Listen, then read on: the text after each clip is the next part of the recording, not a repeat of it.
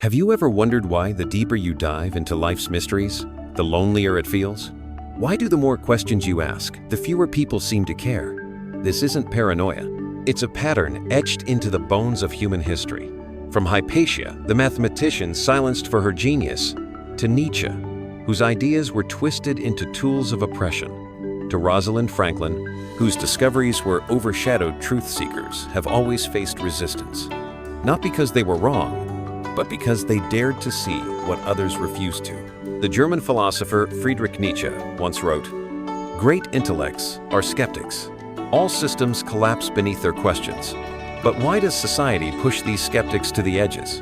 Why do we fear the very minds that could liberate us? The answer isn't in conspiracy or malice. It's buried in the psychology of human insecurity. Imagine this. If you meet someone faster, you might feel slow, but you don't resent their speed. If you meet someone kinder, you might feel inspired, not threatened. But when you meet someone who thinks deeper, suddenly it's personal. Psychologists call this the echo effect. A deep thinker doesn't just share ideas, they expose the unspoken gaps in understanding around them. And that echo, it reverberates as discomfort. Here's the twist. Intelligence isn't like strength or wealth. You can't see it. It's woven into how we perceive reality itself. When someone challenges your worldview, it's not just your ideas at risk, it's your identity. That's why people don't just disagree with deep thinkers. They feel attacked. Think back. Have you ever shared an idea that made a room go cold? Watched friends glaze over when a conversation turns too heavy? This isn't accidental. It's survival mode. Our brains evolved to prioritize tribal acceptance over truth. For our ancestors, exile meant death. So today, when someone's intellect threatens the tribe's comfort, the mind screams, "Silence them."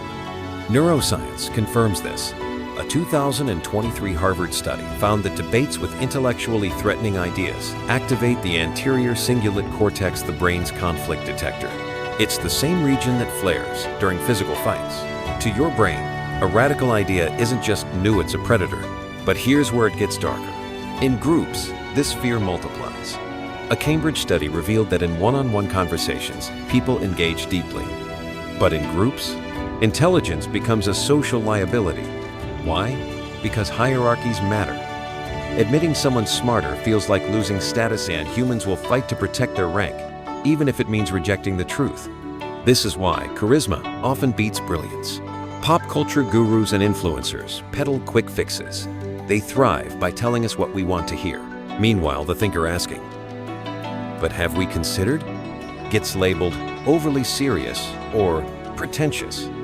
It's not arrogance they're rejecting, it's the discomfort of cognitive dissonance. Even our biases betray us. Take the backfire effect. When faced with facts that contradict our beliefs, we dig in deeper. Or imposter syndrome. The smarter you are, the more you doubt yourself, while the overconfident shout loudest. It's a recipe for isolation. But if history teaches us anything, it's this.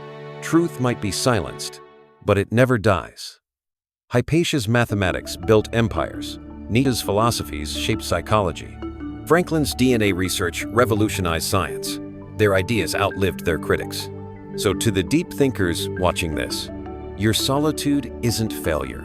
It's the cost of seeing further. The world needs lighthouses, even if the ships resent the light. Keep questioning, keep unsettling.